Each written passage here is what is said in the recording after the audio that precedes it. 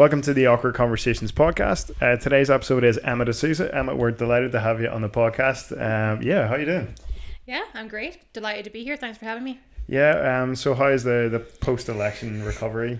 Well recovered. I'm used to being fast-paced and busy, so it wasn't my first campaign, my first electoral campaign, but I've been a campaigner for a long time. And I was right back at it 48 hours later. I was back at work and balancing all my various roles, so I guess I haven't really had much downtime following the election.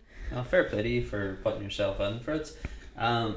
Just to take you back, Emma, the big story that's kind of brought you to prominence. Can you talk us through in your own words the case with the Home Office, and just for listeners who might not be aware of it, just give us some of the background to it? Yeah, well, I suppose I'm best known for having reaffirmed the identity and citizenship provisions of the Good Friday Agreement through what became quite a high-profile court case that ate into the first 5 years of my marriage, and that was not intentional. We decided in 2015 to stay in Northern Ireland. My husband's American, and when we decided to make that decision, we applied for his visa as the spouse of an Irish citizen, only to be told by the British Home Office that, oh no, you can't do that, you're actually a British citizen and you have to apply as British or renounce your British citizenship. To which I was like, last I checked, people in Northern Ireland had the right to be Irish or British or both. It was, at that point, I was someone who was not political at all, and I had a very cursory understanding of our rights, and I was pretty confident about that one. And so I thought that it was just some clerical error and somebody at the Home Office just didn't understand, because we're so complicated and nobody really gets us here. They didn't know we had this unique right, and that it would all be resolved and it would be grand. So we applied for an appeal on the decision, and then it became this mammoth court case. After about 2 years, it became pretty clear that this was not actually a clerical error, but that part of the Good Friday Agreement had never been implemented into UK domestic law, and that they were treating people in Northern Ireland as British citizens first and foremost, and stopping Irish citizens from accessing their rights as EU citizens. Now, we continued with that court case for 5 years. In doing so, we got cross-party support. We got support from the Irish government, from the US House of Representatives on both sides of the House, from the Labour Party, SNP, from the majority of Northern Ireland's political parties. I knocked every door and forced everyone to try and listen to this as an issue that needed to be resolved. And in the end, the case was resolved by the UK government changing domestic UK immigration law, and what that did was it treated all the people of Northern Ireland as EU citizens for immigration purposes. It meant that my husband, after 5 years, was finally able to stay here as the spouse of an Irish citizen, but it also opened up a pathway for everyone else in Northern Ireland to be able to access their rights, and we knew there were a lot of families coming behind us, so it was never really just about us. It was about all the other people that weren't getting media coverage or weren't getting meetings with politicians, and trying to fix it for everyone. So it was a happy ending in the end. Do you know if you were the first case, or there have been other married couples who just took it, a no as being a no, and didn't really pursue it? A lot of people just renounced their British citizenship. I mean, when you're getting a government department telling you, well, if you want to do that and keep your family together, the only way you can do that is by doing this, a lot of people are going to do that. And then there were other people that did try to challenge it. I spoke with someone who had tried to challenge it through the courts for 3 years, but they had a young family and they couldn't afford to continue to take it through the courts. So there were attempts before us. I guess in the end, I was just the most stubborn and the most determined to kick it to the Home Office. And I think part of that was because it just felt really wrong that they were putting this in this position. And for the first 2 years, they kept my husband's passport, so they wouldn't let him leave the country. And they do that to make it more difficult for people to get people to give up, right? Because they don't actually have a rule within the Home Office or a justification for keeping people's passports. It's all part of the same bureaucratic, onerous machine that is meant to put people off trying to pursue a case. And during those 2 years, he couldn't go home. His grandmother fell ill. And when she was on her deathbed, the Home Office still denied him the right to go home and see his grandmother, and she then died. So in the end, it became very personal for me to try and fix it so the same family wouldn't go through it again. Sounds like you would have had a case for damages, aside from whether you won the case on the basis what she brought the case, but then some collateral stuff which came up throughout the process. There was definitely damages. Fortunately, we're not the US, and there's a very limited process for seeking damages from the UK Home Office. I mean, that's not somewhere you can really go down that path. So unfortunately, we weren't able to seek damages and instead had to crowdfund about 80 grand to be able to pay for the court case. So it was definitely an experience. Jeez, that was a lot. 80 grand? More or less, yeah. Wow. That's It's a huge. lot of money. And was there at any point your husband Jake thought, hang on a second, is this worth it? No, to be fair, he, I was doing this interview recently and someone had asked me what was the most difficult decision I had to make, right? And I feel like a lot of people would probably assume, well, it was probably this case, right? Deciding to take on a State Department, take on the government, and take on this big mammoth challenge. But it was the easiest decision to challenge them. I didn't think about it once, and neither did my husband. It was just immediate for us. So we were very united through the whole case to just sort of see it through. Were there any points where you thought you would lose the case, or were there any points where you thought this is too hard? Any setbacks? There were definitely setbacks in terms of, like, we won in the first court case, we won in the first tier tribunal. Then the government appealed against that and they won in the second case, in the second tribunal. And then we were scheduled for the High Court, and they actually changed the law 2 weeks before that court date, which was very convenient, that it didn't have to get aired out in the courts again for a third round. And there were points there after that when they won the case where we thought this is definitely going to be a challenge. And the reason it was a challenge is because the UK has a dualist legal system, and this part of the Good Friday Agreement is in international law but not in domestic UK law, so very hard to challenge in domestic UK courts to get an international agreement any weight whenever you have that dualist system. So legally it was going to be a challenge. Yeah, that dualist system came into play a bit when they were negotiating the EU withdrawal deal, and they were going to have to bring it back to Parliament, and they were worried. They've agreed with the EU. This is how the terms in which we're leaving. Now they have to go. Please get this through in the Parliament. Exactly. It's crazy. Just to pivot away. Well, I was going to say slightly pivot away a lot, but just while it's in my head, did you see the verdict of the Johnny Depp and Amber Heard trial, and have you any thoughts on it? I did see it. I do have thoughts on it, and I'm not going to share it because I work for a feminist organisation.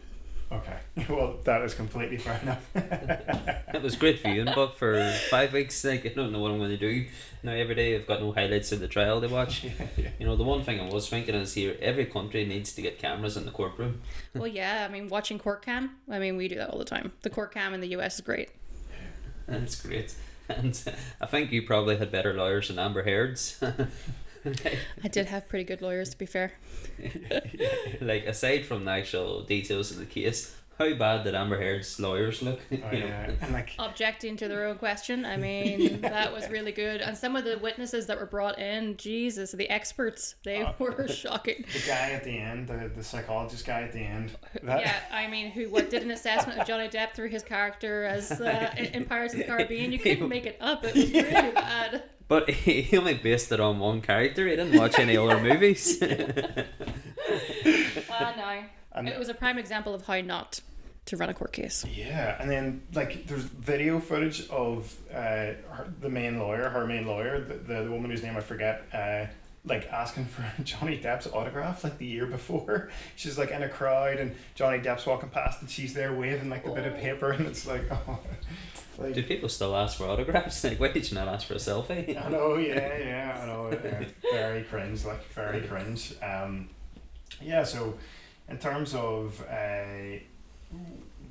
the aftermath of it, do you think it's helped your career in a way, but by pursuing that case? Yeah, it's like a weird fringe benefit. It's every cloud has a silver lining. And certainly the case completely changed my interests and my career.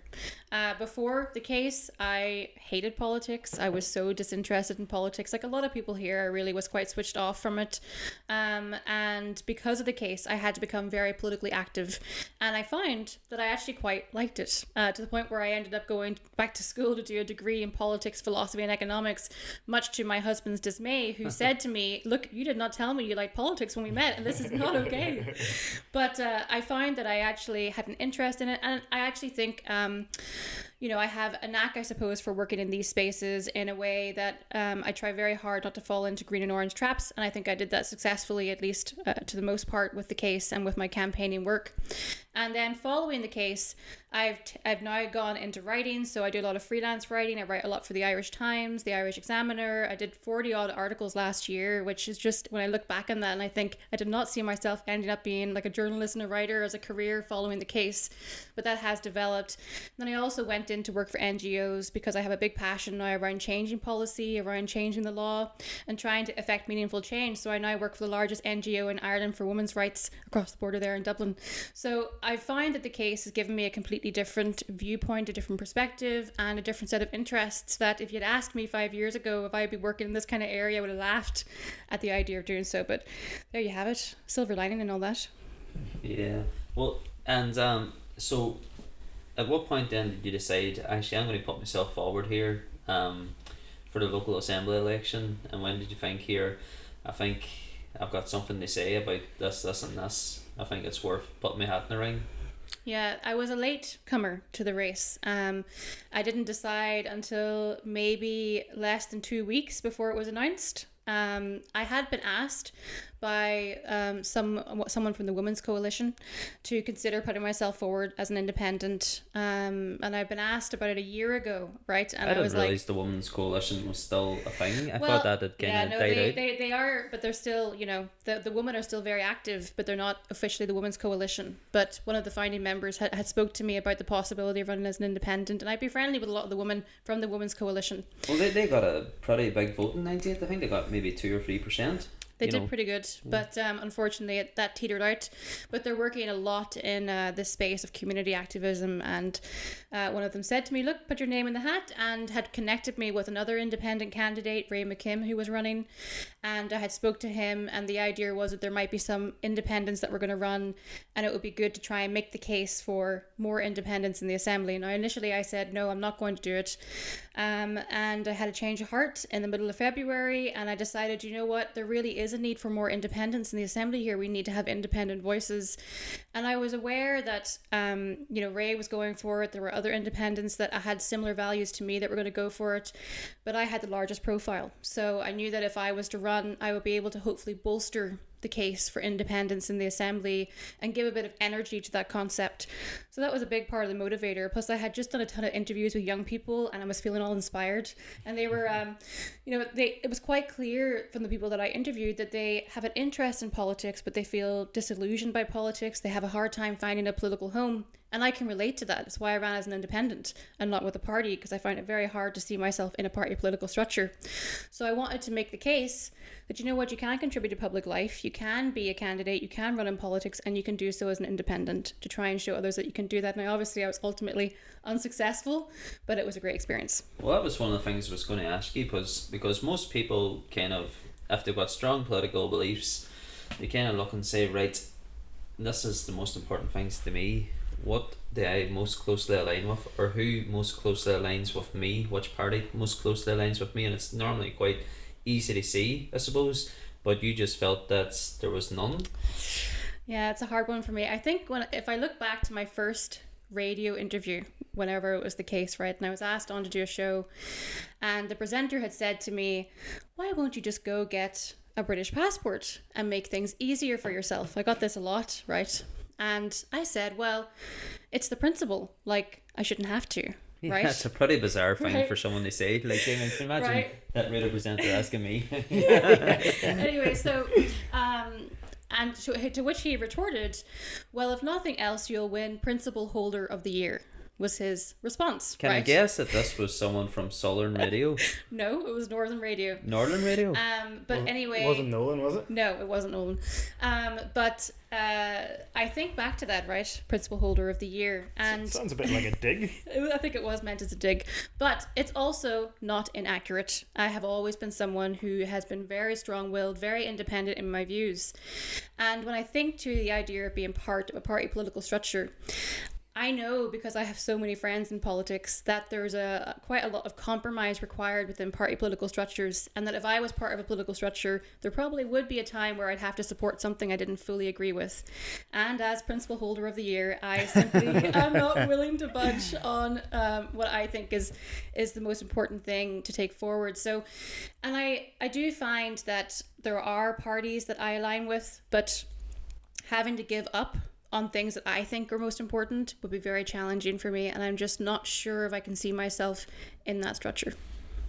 Out of curiosity, who would be closest? I'm not saying like who would be closest. Do you think? Like, would it be Alliance? Would they be closest to, or are they? Well, the other thing about it too is I worked with all these parties, and I find that if you're independent and you're not part of a party, there's a lot more doors open to you, and you can actually work in a much more cross-party collaborative way, and that's very appealing to me. Who helped you most? Was there any parties were unhelpful or more helpful? Of course. Sinn Féin, SDLP and Alliance were the strongest parties supporting us with their case. UUP was just Mike Nesbitt out on his own as usual. He supported our case, was very supportive, and the DUP were not really on board with it. But in terms of my own political alignment, I suppose I would be fitting in with Alliance in terms of wanting to avoid green and orange politics, in terms of agreeing with things like shifting away from designations, in terms of reform that's needed, because the reality is the society we have today is not the society we had in 1998, and we do have to have serious conversations around how we ensure that democracy is representative in the Assembly. And on the other hand, I am someone that supports a United Ireland. I do think we're heading into that space, and I really advocate for planning and preparation, and I think it's a really exciting prospect. So I would see myself aligning with the SDLP in terms of their morals, ethics, principles. So I would probably be somewhere between those two. Sure. You mentioned the United Ireland there, and there was what's the name of that author who came out with that book about the case in favour of United Ireland? You were telling me about the other day. Frank Conley. Frank Conley. I don't know. Yeah, in terms of United Ireland, what do you think are the strongest kind of arguments in favour of United Ireland? Well, I think that both jurisdictions suffer from systemic problems when it comes to education, healthcare, housing, and I think that the reality is constitutional change will open up all those areas because you would require a new constitution, and you'd have to work out how are these things going to operate. We have two different education systems, north and south. Which one is it going to be in United Ireland? And I think it gives us an ability to recreate the kind of society that we want to live in, and I find that really exciting. Like, I think it's a way to fix a lot of problems that we have in both jurisdictions. Well, as I said to Damien, and we've argued, we have our weekly argument about this, and probably more than once. And like, because we're friends, it's not in any way diplomatic. It usually ends with us swearing down the phone at each other. No, and one of the points I made that I think you were getting at there was that the whole thing is a blank canvas. It hasn't been written yet, so it's all up for grabs. Mm-hmm. You know, whatever you want is possible, or I mean, for anyone. Everyone's welcome to put their bit of ink on the canvas is what I'm trying to say. Yeah. I think New Ireland should to join the United Kingdom again and be under. Hey, let's put it to the vote. Yeah. But I agree with that. I actually think, and I think we're having the wrong conversations for a start around constitutional change. It's very focused on more controversial or more, you know, inflammatory topics, and I know that things around culture are really sensitive, so when you have these conversations around changing the flag, you'll see a lot of people in the south are not in the right mindset to think about changing the flag.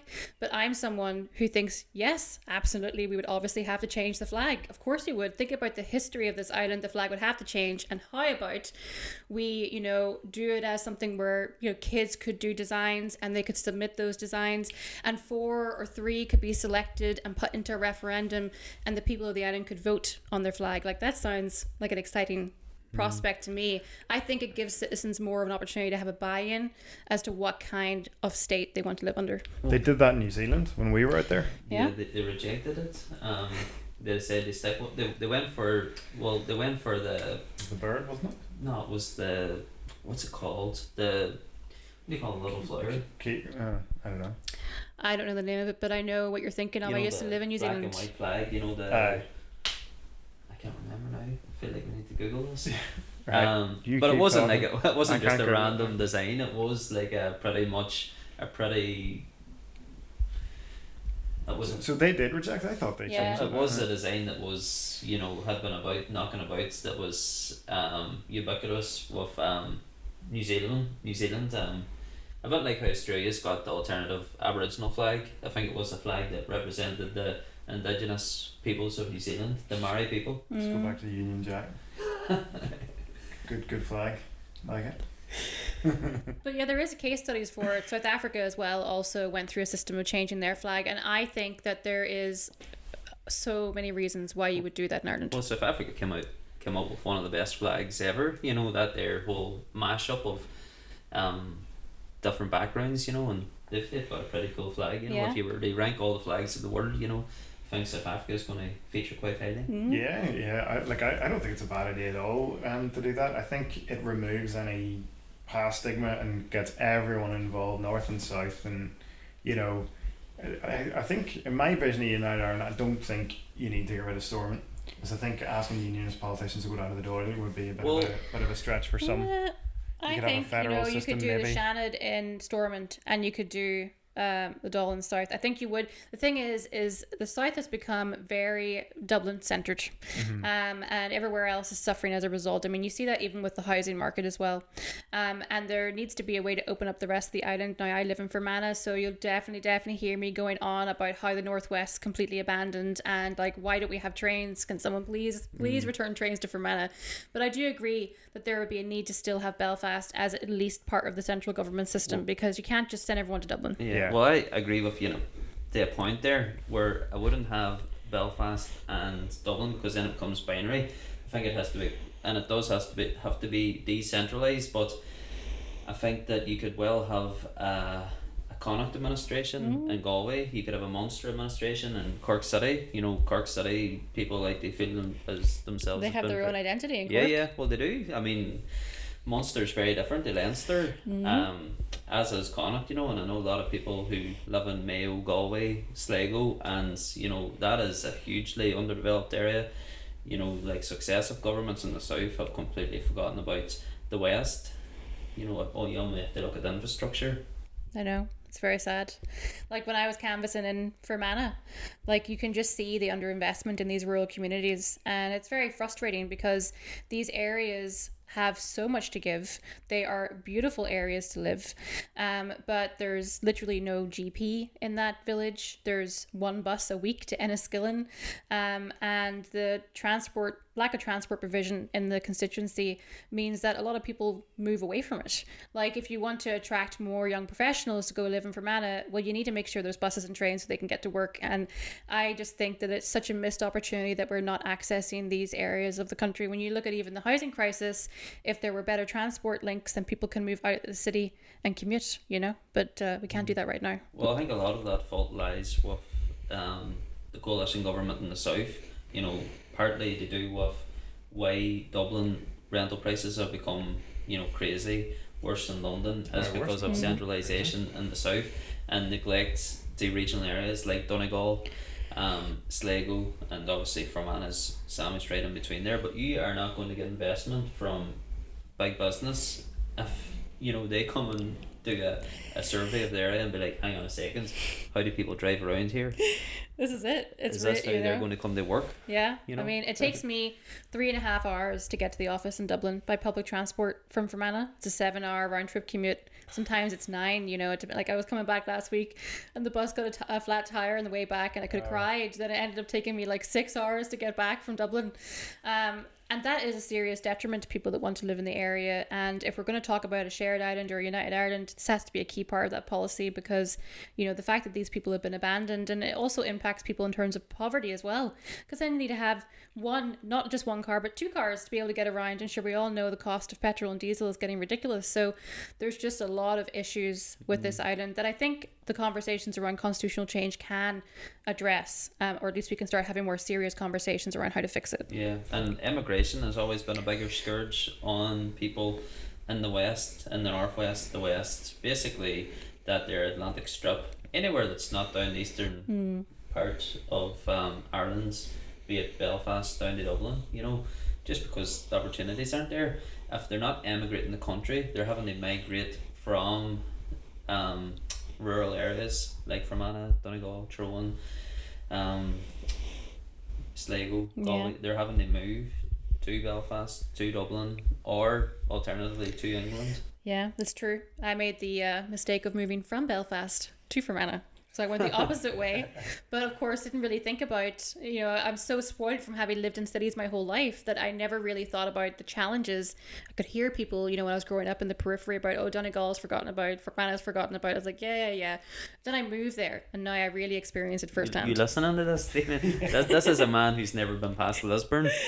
Jesus, so you should try heading out to those areas because and I tell it is Damien, wild. you don't know what it's like there. You've got train lines, you've got motorways, you've got dual carriageway going on the road to Bangor, you've got a motorway to Ballymena for some reason, but no motorway to Derry. Yeah, you don't know it until you're in it, and like just seeing that. I mean, a lot of people think whenever I'm talking to people in Dublin or even here in Belfast, and I'm saying I'm heading back to Fermanagh this evening, they go, "Oh, are you taking the train?" They don't even know there's not trains in like a whole massive section of the border constituencies. So you say you're flying and then Enniskillen actually. It's wild. So it is a big problem. And I've been joking recently because I've been having to commute a lot over the last month, and with the pandemic I worked from home for a long period of time, so didn't have to commute as often, but I've been heading to Dublin like twice a week and Belfast once a week at least as well. So I've been on a lot of buses, and I've been joking that the universe has placed me into Fermanagh and is putting me through the absolute hell of having to commute everywhere by bus, because I'm quite clearly supposed to start a campaign now to bring trains back to Fermanagh. You do have the Marble Arch Caves, you've got Quilca Mountain, you've got a few things going for you that Belfast doesn't or Dublin hasn't. This is true. We do. It's a trade-off, it's a trade-off. Like there's rail lines from like 100 years ago. If you see some of the maps from 100 years ago, it looks like a special. You can still see them. Like there's parts of Tyrone where you can see the remnants of where the train line used to be. Some bits are now roads or developments, but some bits literally are still old railway tracks. You can see it, and if you go into places like Clogher and Augher and Maguire's Bridge, like you can see the remnants, and it's actually really sad when you see it and you think about the fact that places like Brookborough, even that these places were connected by a rail line. It's a shame. Yeah, I do think rail will feature heavily in most developed economies now. I think they're, if you look at Elon Musk's when he released the property, intellectual property for the Hyperloop, it's starting to gain traction now. They're looking at they're building it in Dubai, they're building it in India, they're looking at up the west coast of America.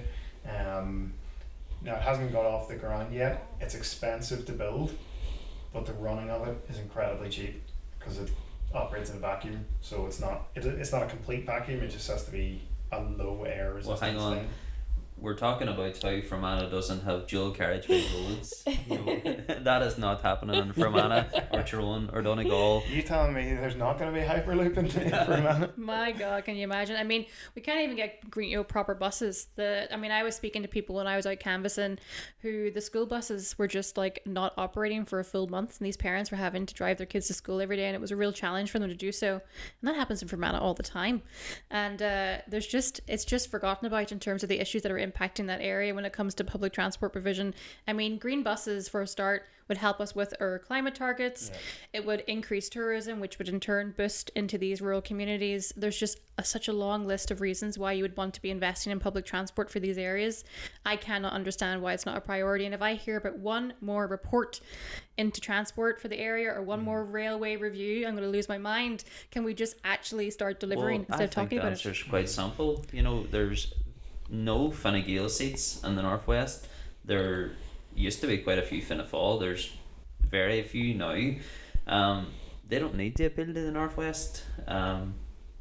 Same in terms of investment from Westminster. You get the block grants. That's not going to inspire a generational infrastructure building campaign. It's like that's not going to happen. But now is the time when something like that should be possible, where like government in the south especially should be saying that large infrastructure renewals and investments is the way to tackle or stave off a recession. Yeah. You only have to look at America in the 30s, the amount they invested in infrastructure, building rail all across the country, motorways. Even say what you like about Donald Trump. That was one of the most popular things he did. He started investing in infrastructure, things that put people to work in well-paid jobs, and which have a beneficial impact into the future, such as building roads and rail. They're not one-off expenditures, they're things that are going to, it's an investment. yeah, exactly, which is my case for Casement Park. And I don't think we argued about this, but I feel like you would have been against it. No, I wouldn't. Well, I have heard the argument I just saying, like arguing with you. well, I have heard the argument saying, why build Casement Park at such a time when people need money for fuel, and my argument always is, well, They're different funds, though, isn't it? One's capital and one's something else. There's capital expenditure. yeah, and something well, else they're expenditure. different. They're different funding strands, and the funding for Casement Park. It's been earmarked Yeah, anyway. well, that got earmarked 15 years ago when the maze was scratched, and they says let's invest in Ravenhill, Windsor, and Casement Park. Those two got developed, and brought up the modern day standards. Casement didn't yet because of the process took much longer. But say for example, the money is, or someone says Casement Park is starting next Monday. What happens is it's going to be local contractors. How many thousands of people is it going to take to operate or to construct Casement Park? Those people are going to take a wage. Those people are going to spend a wage. Those people, all that money is going to be reinvested back into the local economy. You can give money to people, which is going to help out with fuel costs and that. But at the end of the day, they need a well-paid job. They sustain, and they need to be spending the money. It's not a binary choice, though. I don't think in there's. People love doing that when they see an investment that they don't agree with. What about health? What about our schools? Well, we love a bit of that here in Northern Ireland. I don't like how you're spending that money. We should be spending that on the hospitals. It's a very easy argument to make. The hospitals need it more, but it's used a lot in terms of the Irish language legislation. That's an argument that comes out a lot in terms of, we should be spending money on the health service, not on Irish language. These things are not mutually exclusive. You can do both. Yeah, it drives me bonkers. But it's like a veiled, like maybe slightly sectarian kind of jive, but like, oh, you're getting something that we're not getting, and when the reality is, hang on, do you need a history lesson here? Look at the most affluent parts of Northern Ireland and look at the least affluent parts, and what communities they would traditionally designate, and there's your answer. Like the like you said about the lack of a train line to Derry, or the lack of good transport links to Derry and stuff. Yeah, I mean, look, the reality is these things are not, there is deliberation between the fact that they cut off a lot of these areas. And if you look at, since 1998, the peace dividend that people were promised with the Good Friday Agreement, it hasn't reached some of the most deprived areas of Northern Ireland. We still see a lot of children being brought up in poverty, with 1 in 4 in poverty. And if you look at areas that were most impacted by the Troubles, they are the areas that are still massively steeped in deprivation and are not being reached into with investment. So there's a lot of communities here that are still waiting for the so-called peace dividend that haven't received it yet. And there has to be a shift politically to be able to reach those areas. I'm just looking forward to when the Boris Bridge gets built and solve. What about the tunnel? What happened to the tunnel? Yeah, no, is it a bridge or a tunnel now? Can I just say again, there's no dual carriageway roads in Fermanagh and much of Tyrone and a lot of County Derry and Donegal, Sligo.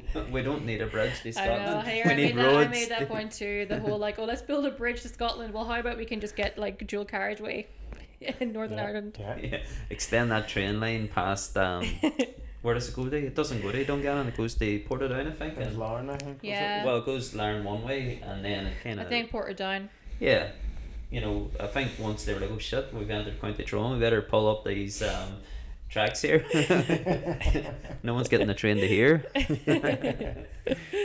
One of the, I guess, questions we like to ask, which is a bit more on a personal level, is...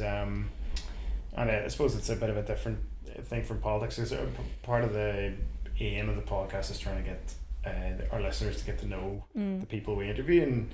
And one of the questions is kind of, what is the thing in your life that you've continually struggled with, that you will continue to struggle with, that prevents you from living your most kind of authentic or toil-free life, if you like? Well, it's an interestingly framed question. Yeah. Most difficult thing. I mean, are you talking like a practical thing or? It can be whatever. Like maybe a personal struggle that, you know. For example, I asked. Yours is asking concise questions. So, Michael Long, I asked Lord Mayor of Belfast, well, former Lord Mayor of Belfast now, 23 days, that same question, and his answer was to do with he takes on too many things, and then he feels like he can't. Sounds like a classic interview answer there. I try too hard. He takes on too many things, and sometimes that can build up and cause a bit of pressure with him, and cause a bit of toil with him, that kind of thing.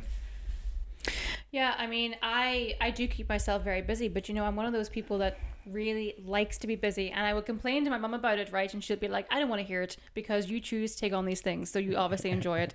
And she's Got a right, point. you know. And I just when it comes to that comparison, like I operate better if I have no free time and everything is to a really tight deadline. So if I get told, yeah, I'll take that article and you have an hour and a half to write it, that's good space for me to be in. Or if like that's our hell. I was doing my degree, I just finished it, so I've just finished it last week, and I had, you know, a lot of time to prepare for the end of the year for my final piece, which I ended up doing on identity and citizenship in post-colonial states, and I ended up doing all of the research and writing this entire piece in 3 days. I had obviously a long time to do it, but no, I had to do everything else but the piece that I needed to do, and I had to do it at a very short notice.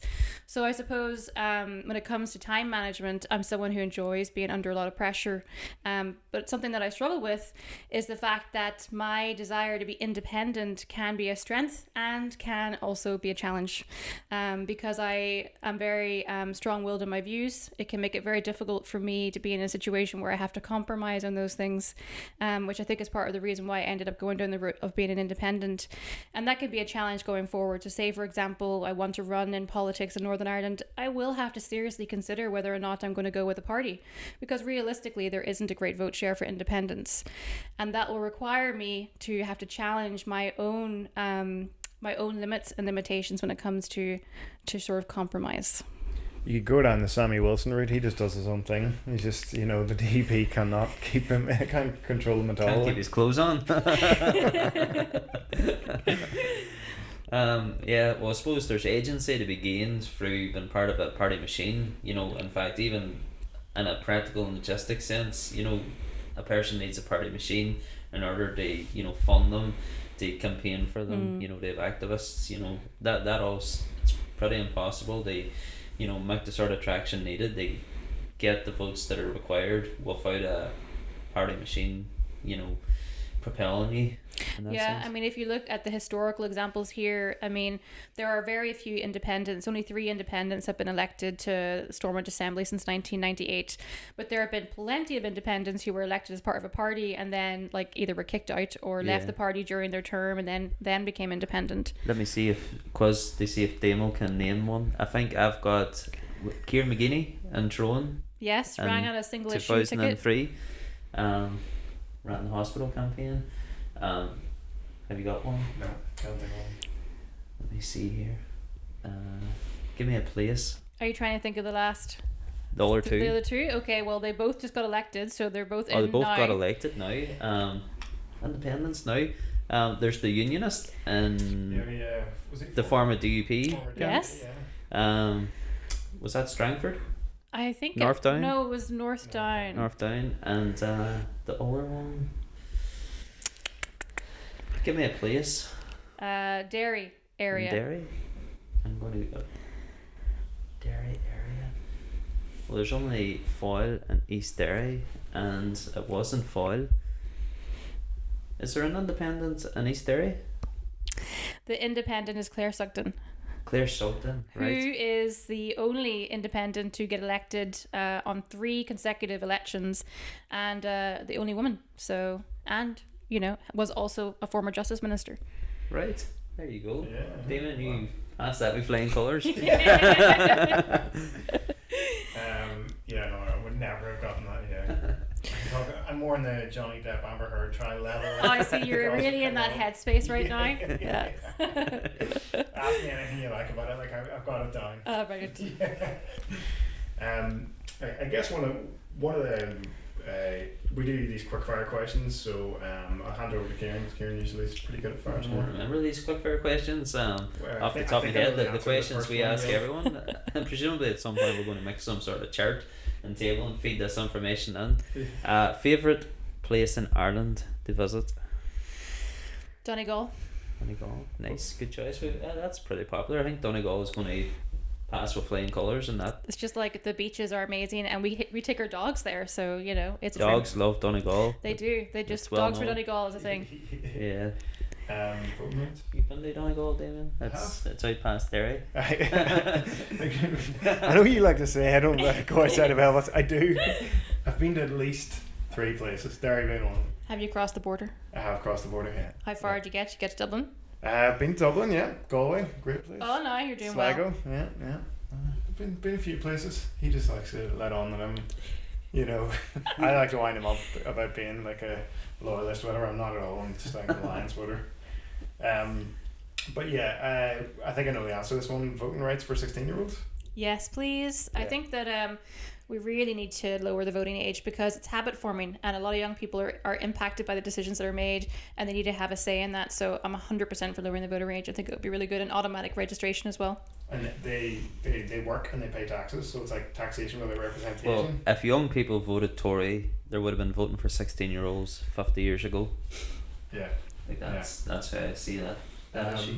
I always felt when Labour was in power, like New Labour that is, like under Tony Blair, that they missed the trick not, and I might have, I think at the time they thought it was going to go against them, but I think they missed a trick with not pursuing proportional representation. Yeah.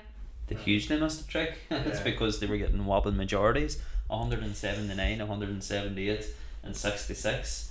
You know, like why would they have gone for proportional representation? They missed that trick in 2010 when... You can't remember what I said to you 2 hours ago, yet you can rhyme off the seat majorities of from elections 20 years ago. But no, they missed the trick when they could have negotiated PR with Nick Clegg, who was all for it. You know, Yeah. if there was PR in, you know, Britain now, the Lib Dems would be perpetually in power because they basically would be the kingmakers It's true. for eternity, you know, and presumably leaning towards Labour or Tory, you know. But if you had PR, you wouldn't have the ERG. There would be no room in proportional representation for a hard right wing of the Tory party because they would be in perpetual coalition with parties who just would not countenance having, you know, policies such as a Brexit referendum.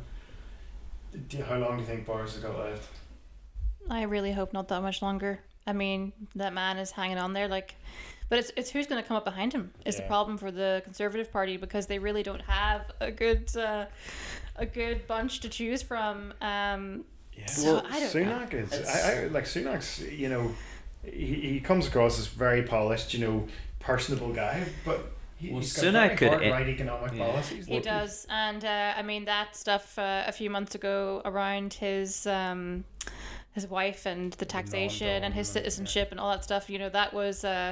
I mean, look, there's been rumors that was a leak from Number 10 itself, and I honestly would not be surprised as a way to try and dent his image because he was seen as potentially the person coming up behind Boris Johnson. But I don't think it'll be him. I'm hoping it's Liz Truss because it'll just be absolutely hilarious if that's who takes over. Well, Sunak's wife has got a bigger GMP than many small countries, you know. Like, Sunak's wife could end the cost of living crisis, you know, out of her own current account. Yeah, you know, like it's an insane amount of wealth that she's got. You know, I'm not surprised that they. But how can you pick a Treasury Secretary who literally has no clue what poverty is like? You know. And that just speaks to the current Conservative Party now, you know, like it's the Conservative Party now compared to the Conservative Party even 30 years ago. It's a completely different party in my view. It's gone very much to, you know, a far right, far more conservative position than it used to have. I always wonder, like, is it the kind of the Lord Rothermere influence, Daily Mail influence, the kind of the Sun that they just have such a hold over our society. Like I really believe Brexit was absolutely their doing, and they deserve the credit for it, because they, every week on the run up to the Brexit referendum, there was immigrants coming in, boats. It just shows you the power of the media. Yeah, and they're absolutely Murdoch. Like him or loathe him, the guy's effective. And they're doing a good job with Fox News over in the The States. guy's immortal. The guy's never going to die. He must be 106 or something around that. Was there rumours that his wife was beating him up or something? In a fight situation, I would back the wife. It's he reminds me. Well, she is about 70 years younger than him. She's got the youth on her side. Favorite film you're watching at the minute? Favorite film. Favorite film of all time, maybe. Who can ever answer those questions? Who can? But I am a really big horror fan. Like, that is my genre. I will watch anything where everybody dies and nobody survives. That's what I want to see. I watch it all the time. DUP election broadcast then. So classic horror, maybe The Thing is definitely one of my favorites. I love it. Watch it every year for Halloween. And some of the more recent horror stuff has been really good. In terms of like The Witch, we've had a whole new tranche of new horror coming out that's been really good. Hereditary was really grim and depressing to watch, and a really good horror movie. So that would be my favorite genre. It's the best I can give you. Yeah, no, solid answer. Also, big horror fan. Netflix has got a treasure trove of horror films that just wouldn't pop up in the main thing. You have to kind of search for them, but like stuff like It Follows. I don't know if you've seen that one. God, yeah, of course I've seen It Follows, and I was raging with your man when he decided the next movie he was going to do was going to be like a comedy. I was like, no, you can't do that. You are not allowed. And I haven't watched it in protest. Poor guy, like, he could have got a good write-up for me maybe. What's your woman called? Bates, and Lots of Horrors. Oh, your woman? Your woman, she's about 60 now. She's been in Lots of Horrors. Kathy Bates. Oh, what do you call that film where it's a Stephen King film? Oh, Misery. yeah, Misery, yeah. She was great in Misery. She's great. She's a great actress. Well, she'd be in the top 5 actors of all time. Definitely top 10, I know. Yeah, no, she's unreal. Absolutely terrifying. Like. And like the bit that everyone remembers, like with the ankles being broken. Oh no, it's a great movie. Big Stephen King fan as well now. His books are great, so we'll watch anything in terms of adaptations of his work. I meant to ask you this, but I think Damien distracted me there. So your husband obviously been American, and presumably you have done a bit of travel together to America. Presumably both big Democrats. Yeah, I mean, if you had to define us, it would be definitely as Democrats. And I mean, his family were practically crying. They had to take time off work whenever Trump got elected. They were that depressed. They're all, West Coast, like super liberal, like hippies. Technically, they're Jewish, but are they they're West Coast? basically Where's his family from? Well, originally they stem from the East Coast, but his family up in the West Coast in California for a very long time. And Jake was raised and born in Santa Monica, and that's where he grew up. Oh wow, yeah, beautiful place. I know. I thought I was sorted. I thought, oh, this is great. I met him on holiday in Los Angeles, and I thought, this is the ticket for me. And where are you living right now? Where we live now is so rural that we have to stockpile oil in case we get locked in. And if there's a little bit of ice on the road, our mail doesn't get delivered, our bins don't get lifted, and we get completely isolated. So it's definitely a change from Santa Monica. Don't be telling the Americans that you're stockpiling oil. They'll be in for mana next. Favorite TV show? Or any favourite thing you're watching at the minute? Or yeah, well, we're binge watching Stranger Things now. We're going to finish off the new season tonight. And in terms of other TV shows, I couldn't tell you. Like, we watch a lot of TV shows, but we do like anything that is by Mike Flanagan. His stuff's really great. So that's he just did what was it? Something Mass, which was a really good TV show. And he also did Midnight Mass. Midnight Mass. I really liked Midnight Mass. And he also did The Haunting of Hill House. Yeah, watch that. Basically anything he's doing is great. And Channel Zero was a show on Sci-Fi of all places, which normally has really low budget stuff, but it was so good. It was done where every season was a different creepypasta, which are the short horror stories you get on Reddit, and the writer was then making these into a show. So it was an anthology series, 4 seasons. I absolutely adore it, and it was cancelled, of course, so I'm still devastated, but really creepy stories, really good ideas. And he went on now to do a movie called Antlers, which was, I think, one of his first features, which was quite good too. Not as good as I would have liked it to be, because it was a really good concept around the Wendigo, which is a great piece of mythology, and I think it could have been done better. But I'll forgive him. Yeah, Reddit's a goldmine for. See those those stories where. Am I the asshole? I'm obsessed with it. It's brilliant. Those Am I the asshole stories, but yeah, the horror ones are really good. They're really well written. Yeah, and they're really creepy. They're great. Yeah, we love that. We'll be reading those before bed, just so we can have really good dreams. I think the last one was favorite place to visit overseas or globally outside of Ireland. I mean, it's tough. I lived in New Zealand for 2 years, so I always will have a weak spot for New Zealand. I love the people, I love the place, and when I was there I also went to Thailand for a while. Loved Thailand, loved the food, loved the people, so that corner of the world is somewhere that I really enjoy. But I also did a lot of time in Scandinavia, and the countries there, they have it going on. Put her down as the Shire.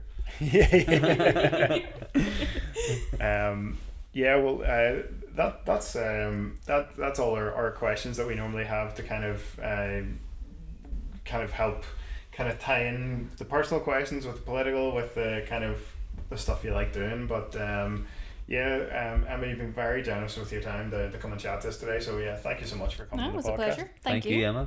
That's Thank great. you. Thank you.